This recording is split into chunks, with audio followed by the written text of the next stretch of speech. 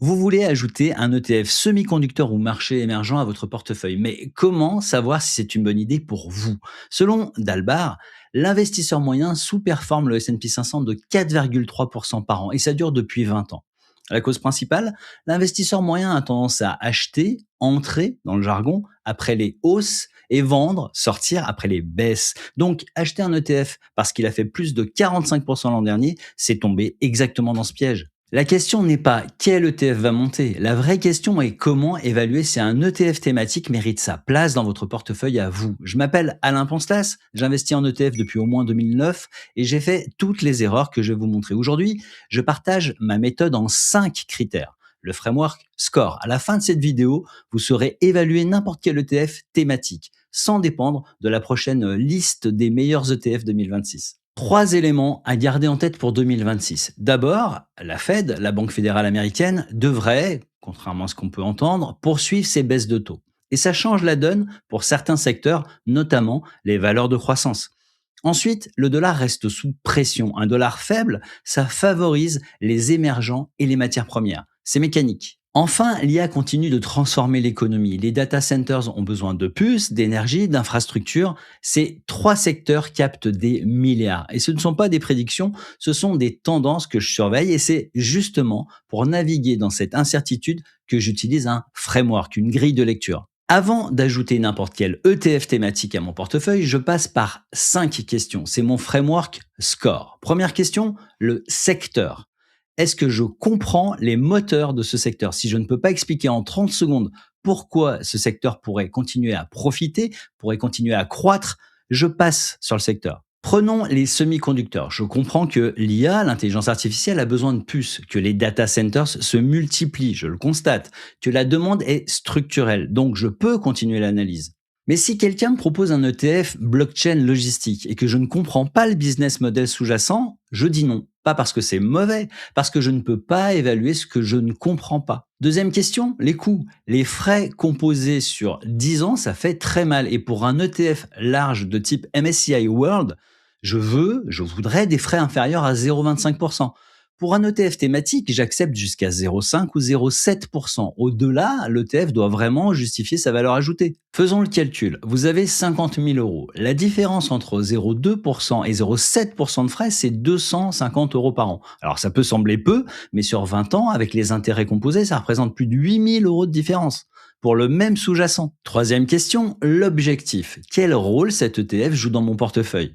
De la croissance? De la diversification? De la protection contre l'inflation? Si je ne peux pas répondre clairement, je n'achète pas. Pourquoi? Parce qu'un ETF sans objectif clair, c'est une position qu'on vendra au pire moment, quand elle baisse et quand on panique. Quatrième question, le risque. Deux chiffres à vérifier ici. La volatilité historique, c'est-à-dire les variations de cours, et le drawdown maximum, c'est-à-dire la chute maximale depuis un pic. Ma règle personnelle, si le drawdown historique dépasse 35%, je limite ma position à 5% du portefeuille. Si le drawdown est sous 25%, je peux monter à 10% du portefeuille. Prenons un exemple concret. Un ETF semi-conducteur avec un drawdown de moins 40%. Si j'ai 10% de mon portefeuille dedans, cette chute représente moins 4% sur mon total. Avec ma règle de 5%, ça ne fait plus que 2% de baisse.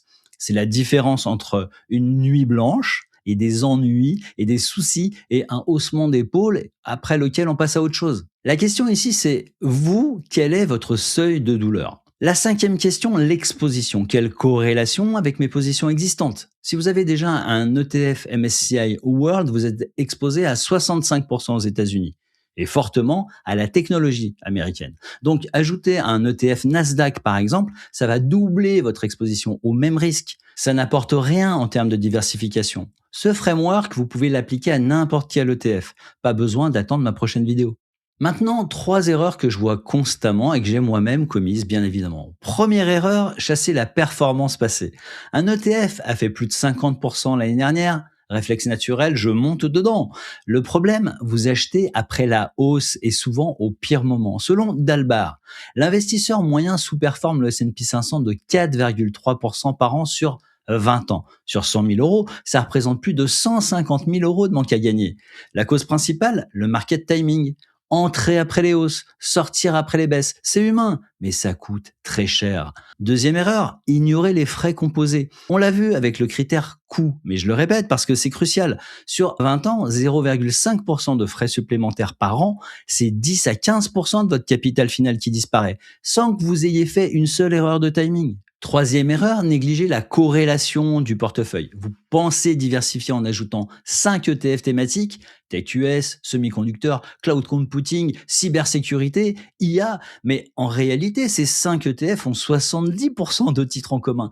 Vous n'avez pas diversifié, vous avez concentré sans le savoir. La vraie diversification, c'est des actifs qui ne bougent pas dans tous les sens au même moment. Maintenant, appliquons le framework SCORE, la grille de lecture SCORE à deux ETF dont on parle beaucoup en ce moment. Premier exemple, un ETF semi-conducteur, le secteur d'abord. Les semi-conducteurs sont au cœur de l'IA. La demande pour les puces est structurelle. Je comprends le moteur, donc je continue mon analyse. Les coûts ensuite. Les ETF semi-conducteurs tournent entre 0,3 et 0,7% de frais, ce qui est raisonnable pour un ETF thématique. L'objectif maintenant. Dans mon portefeuille, c'est une poche de croissance. Je sais pourquoi je l'achète. Le risque maintenant. Drawdown historique de moins 35 à moins 40%. Avec ma règle, ça veut dire une position limitée à 5% maximum. L'exposition, enfin, attention, un ETF World est déjà exposé aux semi-conducteurs via Nvidia, AMD, TSMC. Il faut vérifier qu'on ne double pas son exposition. Deuxième exemple, maintenant un ETF marché émergent. Le secteur, les émergents représentent 40% du PIB mondial. Les émergents sont globalement en croissance démographique, avec des classes moyennes en expansion, donc je comprends la thèse d'investissement. Les coûts maintenant. On trouve des ETF émergents à 0,09%, voire 0,2% de frais. C'est excellent. L'objectif maintenant, la diversification géographique et l'exposition à la croissance mondiale hors États-Unis. Le risque maintenant, le drawdown peut atteindre 50%, baisse de 50% en période de crise. Avec ma règle du 5% maximum pour les drawdowns supérieurs à 35%, je dimensionne donc en conséquence. Et l'exposition, si vous avez un ETF World, vous avez déjà environ 10% d'émergents. Un ETF dédié augmente cette exposition. Si c'est le but recherché, alors c'est cohérent. Vous voyez la différence? Je n'ai pas dit acheter cet ETF. J'ai montré comment moi je l'évalue. Vous pouvez faire pareil dans votre cas avec n'importe quel ETF. Une question revient souvent. Quelle part de mon portefeuille pour un ETF thématique? Ma règle, entre 5 et 10% maximum par thématique et 25 voire 25% maximum en cumulé pour tous les ETF thématiques. Prenons un exemple concret. Vous avez 100 000 euros, votre cœur de portefeuille c'est 75 000 euros en ETF World diversifié. Vous voulez ajouter des semi-conducteurs, vous allouez entre 5 000 et 10 000 euros. Pas plus. Pourquoi cette limite? Parce qu'un ETF thématique, c'est un pari sectoriel. Vous pouvez avoir raison sur la tendance et tort sur le timing. Et si le secteur explose et que vous avez seulement 10% dedans, faisons le calcul. Le secteur fait plus 60%, avec 10% de votre portefeuille, vous captez 6% de performance globale. C'est significatif. Avec 30% de votre portefeuille, vous auriez capté 18%. Mais si le secteur avait fait moins 40% à la place de cette hausse, s'il avait perdu, vous auriez perdu moins 12% au lieu de moins 4%. La différence entre une mauvaise année et une catastrophe. La question ici n'est pas de maximiser les gains, c'est de rester dans le jeu assez longtemps pour que les probabilités jouent en votre faveur. Je ne sais pas si les semi-conducteurs vont continuer à monter en 2026. Je ne sais pas si le dollar va effectivement baisser. Je ne sais pas si la Fed va suivre le scénario anticipé par les marchés. Les prévisions de Wall Street ont un taux de réussite médiocre. En 2022, personne n'avait prévu la chute de 20% du S&P 500. En 2023, personne n'avait prévu la hausse de 25%. Ce que je sais, c'est comment évaluer une opportunité, comment dimensionner une position et comment gérer l'incertitude sans paniquer. C'est pour ça que je n'investis jamais sur la base d'une prédiction, j'investis sur la base d'un process.